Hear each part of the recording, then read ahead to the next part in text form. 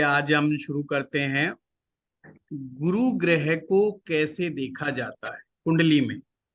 और मैं जो आज आपको सूत्र बताऊंगा उसको नोट तो करेंगे ही करेंगे, समझेंगे तो साथ साथ।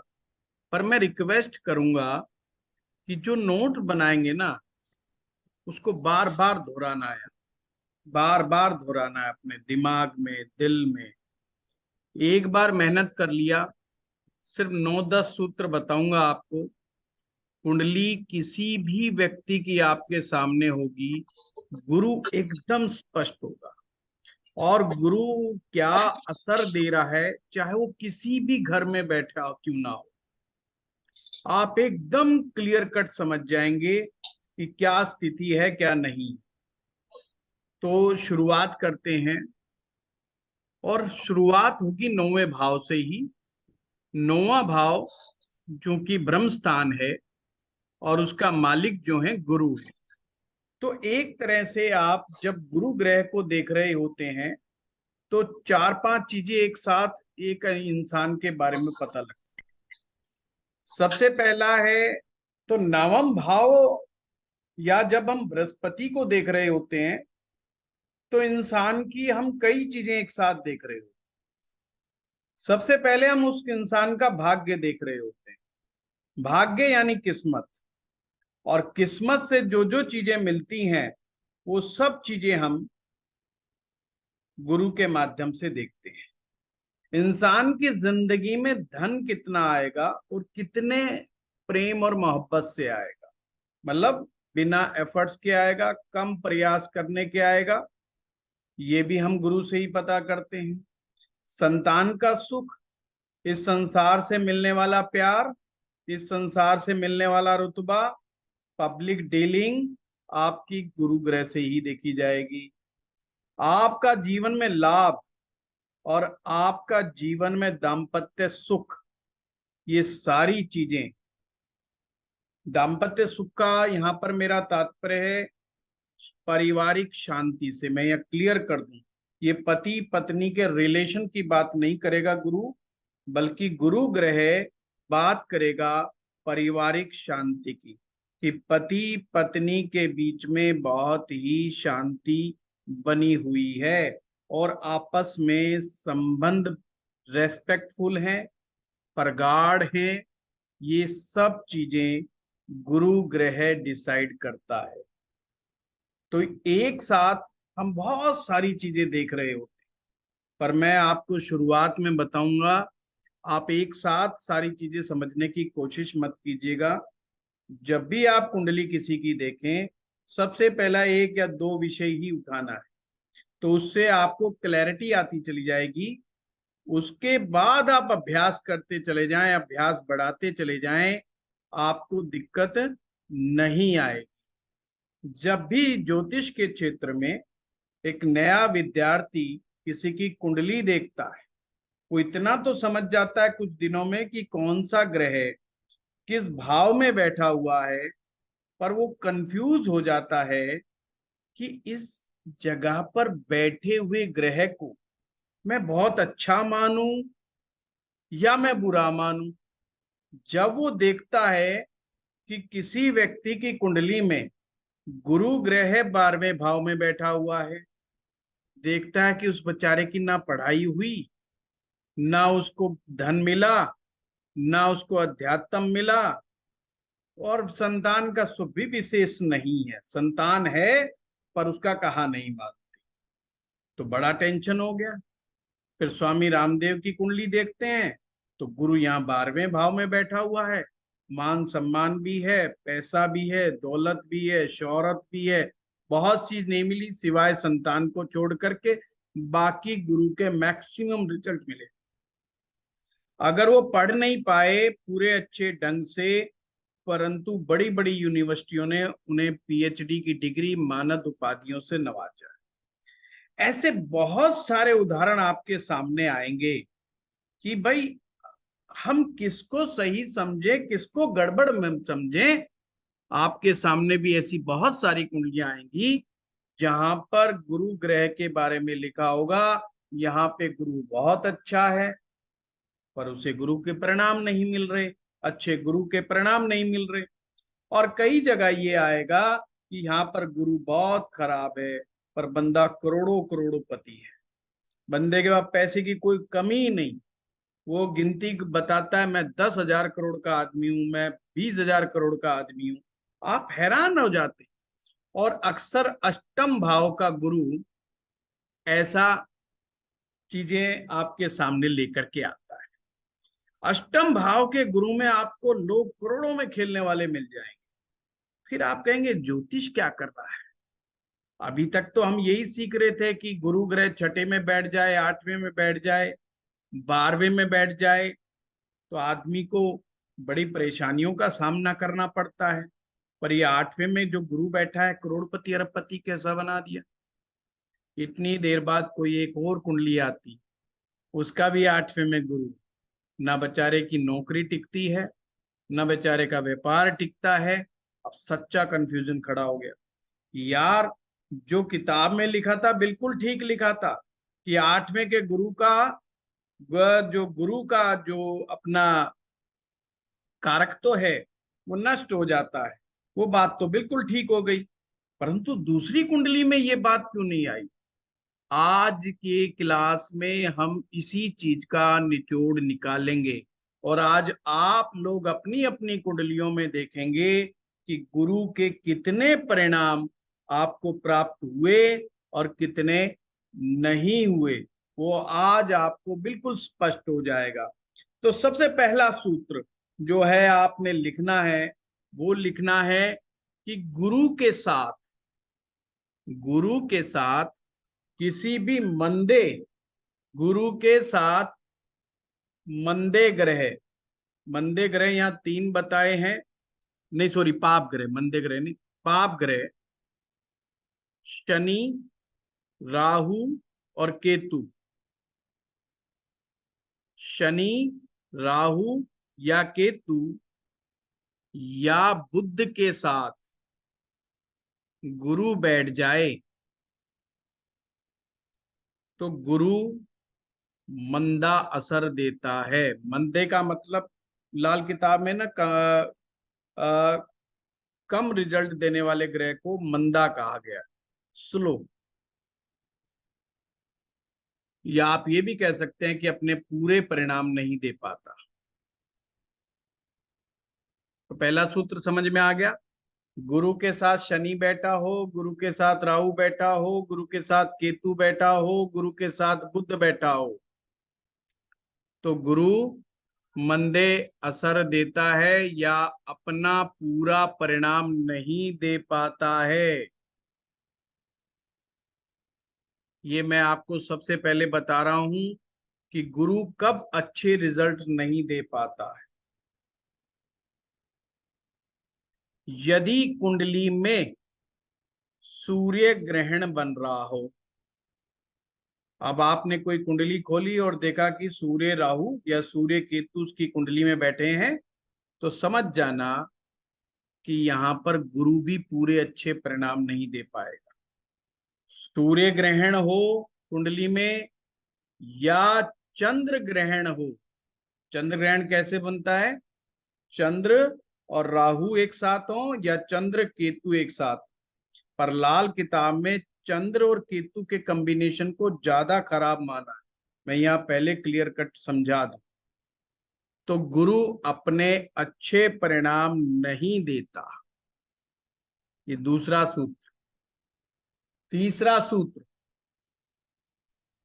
कुंडली में यदि मंगल नष्ट हो रहा हो, नष्ट होने का मतलब कमजोर पड़ गया हो, उसमें ताकत ना हो, जैसे मंगल चौथे भाव में बैठ जाए, मंगल 8वें भाव में बैठ जाए, या किसी पाप ग्रह के साथ फंस जाए, मंगल नष्ट हो रहा हो या मंगल बद हो। मंगल बद भी गुरु के प्रभाव को रोकता है। ये मैं आगे कराऊंगा कि मंगल बद कैसे होता है। और जिन्हें ज्यादा जानकारी चाहिए, डाउट है, तो हमारे YouTube चैनल एस्ट्रो पाठशाला में जाकर के मंगल बद के 3-4 वीडियोस हैं बड़ी डिटेल्ड में, उनको जाकर के स्टडी कर लें ये आपके लिए होमवर्क हो जाएगा, जब मंगल बध कराऊंगा तो रिफ्रेश हो जाएगा। तो ये सूत्र आप लोगों ने लिखा कि मंगल अगर नष्ट हो रहा हो, मंगल बध हो रहा हो, तो गुरु अपने अच्छे प्रभाव नहीं दे पा रहा देता। गुरुजी अब लेकिन मंगल तो खुद ही पाप ग्रह है ना। मैं देखिए, गुरु के 3 मित्र ग्रह हैं, अगर आपको लॉजिक समझाऊं। गुरु के 3 मित्र ग्रह हैं। परम मित्र ग्रह है इसका चंद्रमा, फिर है सूरज, और फिर है मंगल। सूरज ग्रहण में क्या हुआ, सूर्य पिट गया। तो हमारे ज्योतिष में नियम क्या है, खास करके लाल किताब में भाव से भी ज्यादा इस बात का कंसेप्ट है कि अपने मित्र ग्रह हमें मुसीबत में साथ दे रहे हैं या नहीं दे रहे। मुद्दा ये है, जैसे किसी इंसान के ऊपर पार की पड़ोसी से झगड़ा हो जाए और मुकदमा हो जाए और पुलिस पीछे लग जाए। अब उसके जो अपने खुद के मित्र हैं, वो उसका साथ देते कि नहीं देते, कोर्ट कचहरी में उसके साथ जाते कि नहीं जाते, या उसको मदद पहुंचाते नहीं पहुंचाते। अगर उसको मित्र को मदद मिल रही है, मित्रों की, उस व्यक्ति को, तो उसको इतनी बड़ी मुसीबत भी छोटी सी लगेगी, क्योंकि उसके आगे से आगे काम करने वाले मित्र फटाफट भाग भाग के उसको हेल्प कर रहे हैं। समझिए वो मुसीबत में फंसा है।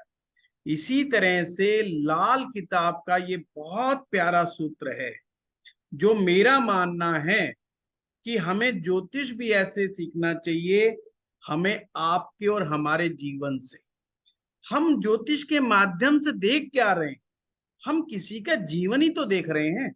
और जीवन को देखने के लिए हमें जीवन की तरह ही ग्रह की भाषा को समझना होगा, कि ग्रह किसी भी भाव में बैठा है, बेसिक रूप से हम एक दृष्टि में देखेंगे, कहेंगे हाँ ये भाव तो अच्छा नहीं हुआ। फिर सेकंड स्टेप क्या है, सेकंड तुरंत देखो, अगर ये ग्रह किसी कमजोर भाव में बैठ गया, क्या इसके मित्र ग्रह इसको मदद पहुंचाने का काम कर रहे हैं। और मदद कौन पहुंचाएगा, आप खुद अपनी जिंदगी में देखिएगा, मदद वो ही मित्र पहुंचाएगा जिसमें खुद में दम होगा। अब मान लीजिए आप एक घर खरीद रहे हो, आप 1 करोड़ का मकान खरीदने गए, पर अचानक मकान पसंद भी आ गया। अब समस्या ये हो गई कि वो पट्टा कह रहा है 1 करोड़ 10 लाख का दूंगा। अब डील को छोड़ने का मन भी नहीं कर रहा। आप सोचते हो मैं अपने मित्र से मांग लू 10 लाख तो गुजारा हो जाए। अब 10 लाख रुपए वही मित्र तो देगा जो करोड़ों कमाएगा।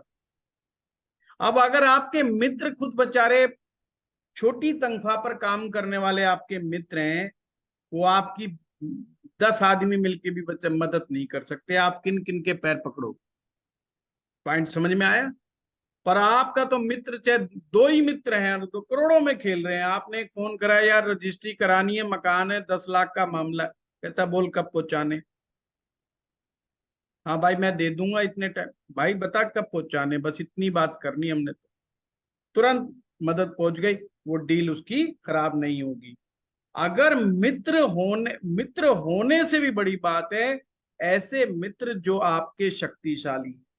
जिंदगी में ध्यान रखो, आप जिस ग्रुप के साथ बैठते हो ना, उस ग्रुप पर बड़ी नजर रखो।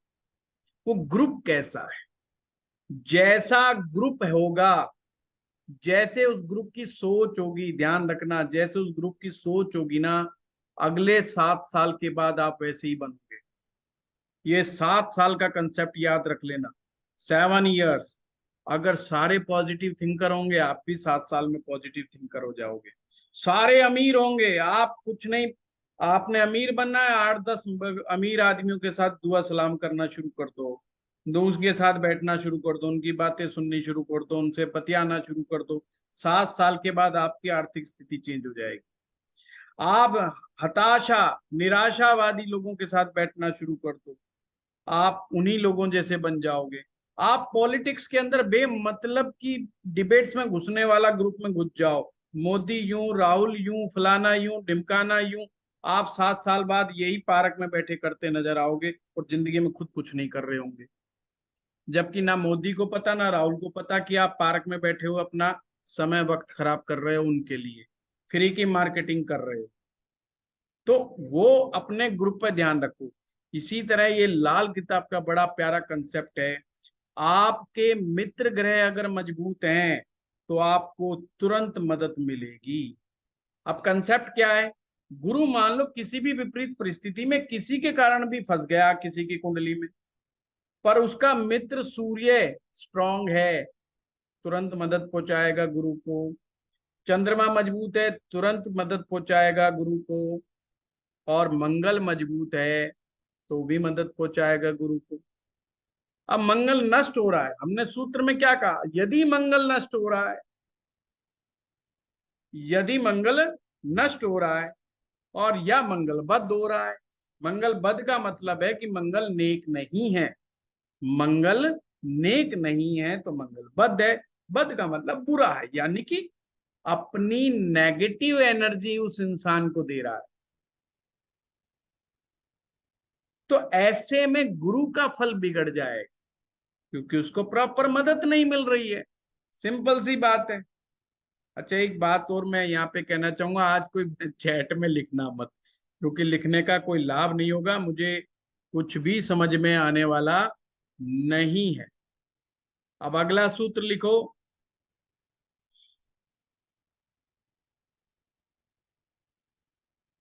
कुंडली में बृहस्पति 1, 5 या 12 में बैठे हो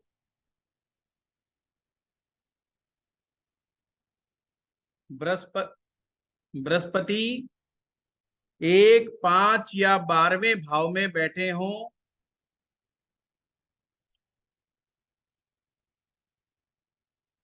ये सूत्र याद रखना। अच्छा, एक चीज और बता दूं, जहां पर भी ये आएगा मैं बोलूंगा पहले के भाव, तो कुंडली का खाना नंबर 1 से लेकर के 6 नंबर तक ये लाल किताब में पहले के भाव माने जाते हैं। और बाद के भाव मैं बोलूंगा तो खाना नंबर 7 से लेकर के खाना नंबर 12 तक बाद के भाव माने जाएंगे। तो यहां पर मैं स्पेशल लिखवा रहा हूं आपको, अगर खाना नंबर 1, 2, 3, 4, 5 यानी 1 से 5 तक गुरु ग्रह किसी की कुंडली में बैठा है या गुरु 12वें भाव में बैठा है, अब यहां पर गुरु बैठा है, पर ध्यान रखना वो गुरु खराब नहीं होना चाहिए। अगर वो मजबूत होकर के सही ढंग का गुरु ग्रह बैठा है तो वहां पर बैठा गुरु सूर्य को मदद देगा और शनि को भी मदद देगा। सूर्य को मदद कैसे करेगा, यानी गवर्नमेंट के अंदर वो लोग उच्च अधिकारी बनेंगे या सरकार चलाने वाले बनेंगे, बड़े नेता बनेंगे। और शनि को मदद कैसे करेगा, शनि धन का, वैभव का, मेटेरियलिस्टिक चीजों का सबसे बड़ा प्लेनेट होता है लाल किताब के अनुसार। यानी जितनी मेटेरियलिस्टिक चीजों का सुख है वो देने की क्षमता, चाहे वो मकान है चाहे वो और अन्य चीजें हैं, वो शनि की देन होती है। तो गुरु जब शनि को मदद देगा तो शनि इन चीजों की भरमार लगा देगा आपके जीवन में। सूर्य को मदद दे रहा है तो सूर्य गवर्नमेंट, आपकी पोस्ट, आपकी पोजीशन, आपकी अथॉरिटी। तो आप समझ गए, आप समझे कि क्या मैंने लिखवाया। किसी को नहीं समझ में आया हो तो मुझे रिपीट पूछ लें। सर एक बार बता दीजिए वापस से। सिंपल मैंने ये एक कहा से है, एक गुरु से 5 के गुरु उसमें 1, हो 2, 3, 4, 5वें में या 12वें में बैठा हो तो वो अब सूर्य कहीं पर भी बैठा हो, शनि कहीं पर भी बैठा हो, वो दोनों घरों को मदद पहुंचाने का काम करता है, दोनों सूर्य ग्रहों को मदद पहुंचाने का काम करता है। गुरु जी सूर्य और शनि एक साथ बैठा हो तो भी मदद दोनों को पहुंचाएगा, तो भी मदद दोनों को, पर गुरु खुद खराब नहीं होना चाहिए, ध्यान रखना है बस। खराब गुरु फिर किसी को ढंग से मदद नहीं पहुंचा पाएगा। अभी हम क्वेश्चन पे आएंगे। अब आगे लिखो इसी सूत्र के अंदर, अगर गुरु छठे से लेकर 11वें तक, क्योंकि और तो कोई भाव बचा नहीं ना, छठा भाव बचा है, 7वां, 8वां, 9वां, 10वां, 11वां, इन भाव में बैठा हो तो केवल और केवल शनि की मदद करता है, सूरज की मदद नहीं करेगा। यानी कि वो, अगर गुरु ग्रह 6 से लेके 11 भाव में बैठा हो तो शनि को मदद पहुंचाएगा। अब शनि को मदद पहुंचाने का मतलब क्या है कि उस इंसान के पास रुपए पैसे की कोई कमी नहीं होगी, बट राज सिखाट बाट और कलम की ताकत की कोई गारंटी नहीं है। यहाँ पे इतना मतलब ना, ये बहुत प्यारा सूत्र है, अपने ये ध्यान में रखो। 1 से 5 और 12वें भाव में गुरु सूर्य को और शनि को दोनों को मदद पहुंचाएगा। केवल छठे से लेके 11 तक हो तो केवल शनि ग्रह को मदद पहुंचाने का काम गुरु करेगा।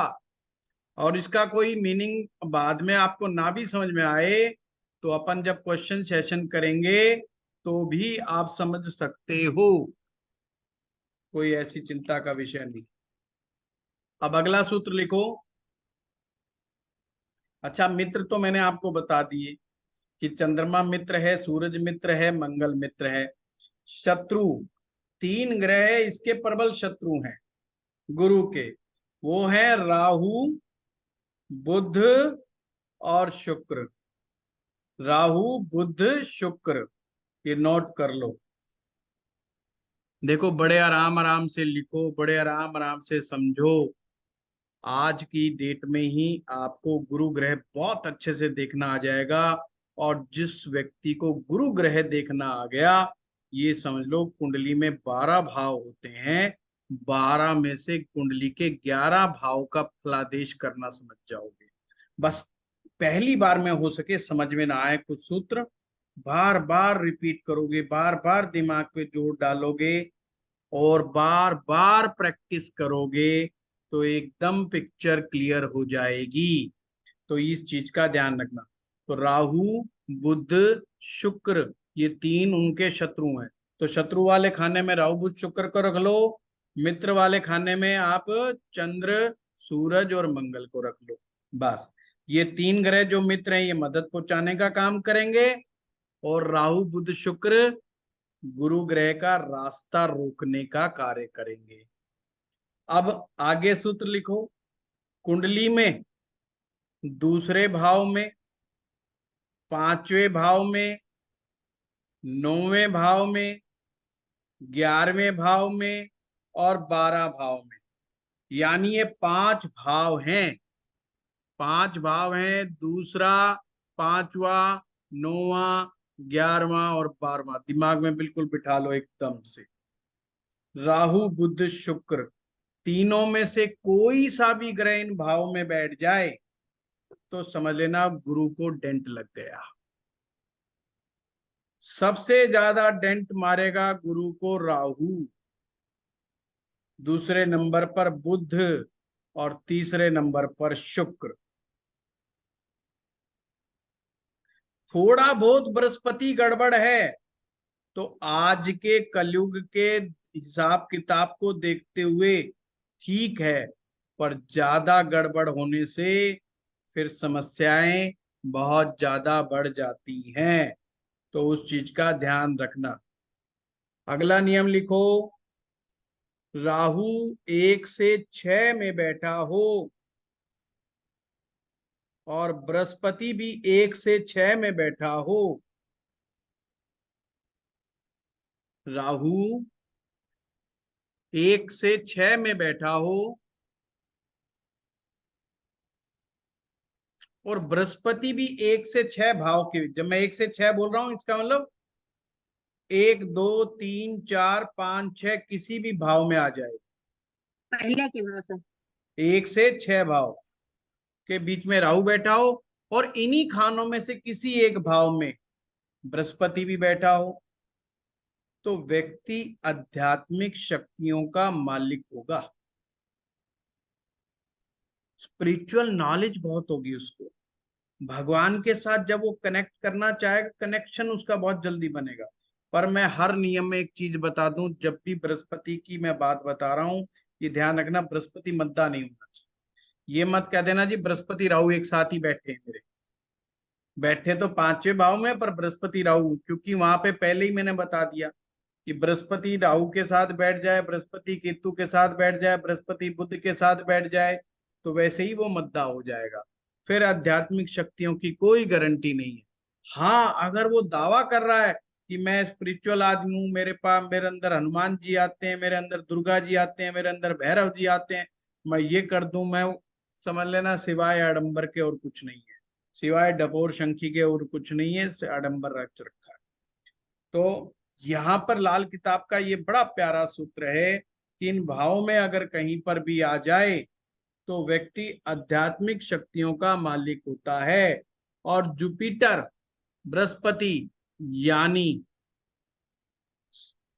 7, 8, 9, 10, 11, इनमें 12, इनमें अगर बैठ जाए तो फिर माया के बंधन में होता है। ये आध्यात्मिकता का देखो, लाल किताब में आध्यात्मिकता कैसे देखते हैं, इस सूत्र को ध्यान में रखना आगे तक, कि बृहस्पति और राहु 1 से 5 के बीच में, सॉरी 1 से 6 के बीच में हो, और 7 से 12 के बीच में अगर बृहस्पति चला गया तो बृहस्पति माया के बंधन का, यानी कि वो व्यक्ति गर्भगृहस्थी में बंधा हुआ व्यक्ति होगा या माया के बंधन में बंधा हुआ। माया के बंधन का मतलब रुपए पैसे के कमाने के चक्कर में ही लगा रहेगा, उसका स्पिरिचुअल कनेक्शन इतना जबरदस्त नहीं हो पाएगा। जितना वो स्पिरिचुअली एनलाइटेंड हो सकता है उतना वो नहीं हो पाएगा। इस चीज के साथ ये ध्यान में रखना। अब अगला लिखो सूत्र, ये कितने नंबर के हो गए भाई, कितने लिखवा चुका मैं? 8वां नंबर था सर। 8 हो गए, 9वां लिखो, कोई बात नहीं, एक आधा आगे पीछे होता रहता है, मैं तो खुद ही भूल जाता हूँ। यदि बृहस्पति के साथ मंगल बैठा हो या सूरज बैठा हो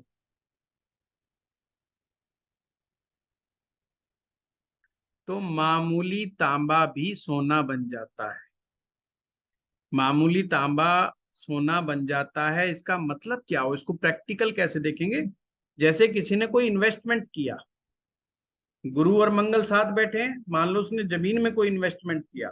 अब जमीन ऐसी थी कि जंगल की जमीन, या ऐसी जमीन थी जहां जिसकी कोई वैल्यू नहीं थी, कौड़ियों के दाम जमीन खरीदी, और पता चला साहब 8-10 साल के अंदर वो तो कई करोड़ों की हो गई। कौड़ियों की जमीन खरीदी, करोड़ों में हो गई। कोई भी ऐसा कार्य, कोई ऐसी इन्वेस्टमेंट जो कई गुना फल दे जाए, तो उसे कहा गया है लाल किताब में कि तांबा भी सोना बन जाए। तो या तो मंगल बैठा हो या सूरज बैठा हो, तो उसकी जो इन्वेस्टमेंट होती है वो गजब की कभी ना कभी परिणाम जीवन में अच्छा परिणाम दे देती है। इसी प्रकार से कुंडली में अगला नियम लिखो, राहु तीसरे भाव में या छठे भाव में बैठा हो, राहु यदि तीसरे भाव में या छठे भाव में बैठा हो तो भी बृहस्पति अच्छा हो जाता है।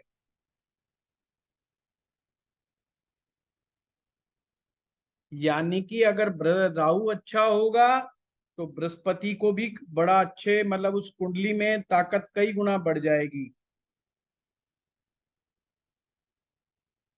अगला लिखें, अगर कुंडली में शनि, राहु, केतु अगर ये किसी भी कारण से मंदे हो जाए, कि शनि खराब हो गया, शनि नीच का हो गया, शनि खुद फंस गया, शनि कमजोर हो गया, या राहु कमजोर हो गया या केतु कमजोर हो गया, तो भी बृहस्पति के पूरे परिणाम प्राप्त नहीं होते। यानी कि बृहस्पति देखने में तो बहुत बढ़िया लगेगा आपको, पर अगर ऐसी कुंडली में शनि मंदा हो जाए, राहु मंदा हो जाए, केतु इनमें से कोई भी मंदा हो गया, तो फिर बृहस्पति को जितना वैभव देना चाहिए, क्योंकि ये ध्यान रखना, लाल किताब कहती है बृहस्पति वेल्थ के सबसे बड़े सिग्निफिकेटर प्लेनेट हैं, यानी सबसे बड़ा धन दौलत देने का जिम्मेवारी बृहस्पति ग्रह के पास है। और बृहस्पति धन के ही नहीं, बृहस्पति दो जहान के मालिक हैं, इस संसार के भी और परलोक के भी मालिक वही है। इस संसार में भी दौलत बांटने का वही काम कर रहे हैं, यानी उनके आशीर्वाद से ही हमें दौलत मिलती है।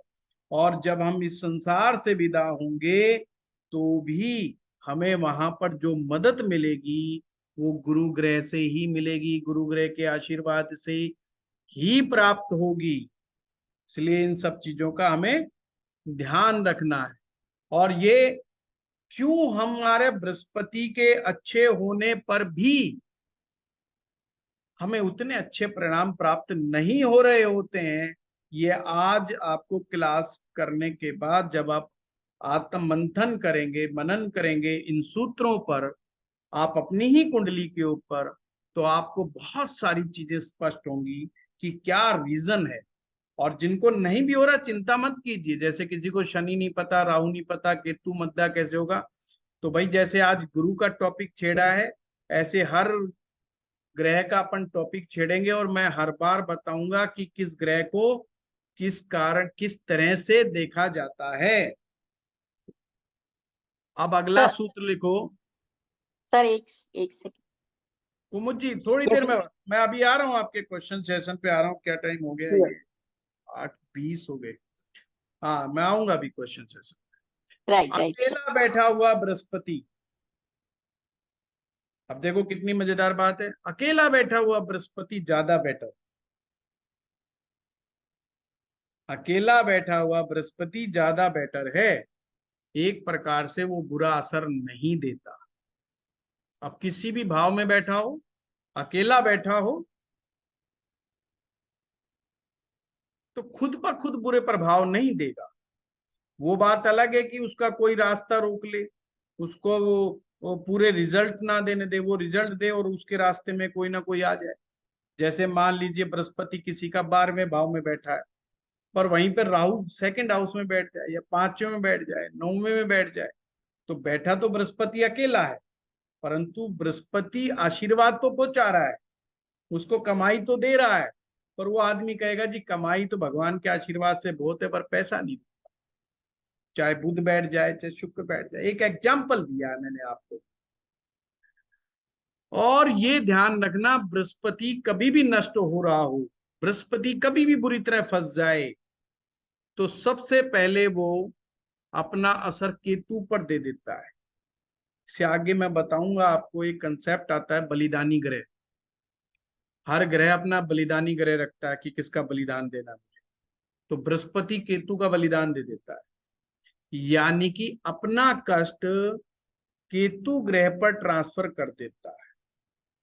और केतु है अपनी संतान, तो संतान को लेकर के व्यक्ति में चिंता का विषय बन जाता है। घुटनों से नीचे के जो शारीरिक हिस्से हैं, हमारी पिंडलियां हैं, हमारी टांगे हैं, हमारी पीछे की कमर से नीचे का हिस्सा है, उनमें पेन होने की शिकायत हो जाती है, बार बार ऑपरेशंस होते हैं, पेट के ऑपरेशंस होते हैं, शल्य क्रियाएं होती हैं, एक्सीडेंटल घटनाएं होने लग जाती हैं। ये सब एक पूरी की पूरी, यानी ऐसे इस सूत्र को ये ऐसे भी याद रख सकते हो आप, केतु अच्छा तो जुपिटर अच्छा, जुपिटर बुरा तो केतु अपने आप बुरा, आप ऐसे भी याद रख सकते हो। अगर केतु 1 से 6 भाव में बैठा हो, केतु 1 से 6 भाव में बैठा हो, और बृहस्पति उसके बाद के भाव में बैठा हो तो बृहस्पति अपने आप मद्दासर देता है। केतु 1 से 6 भाव के में बैठा हो और बृहस्पति 7 से 12 में बैठा हो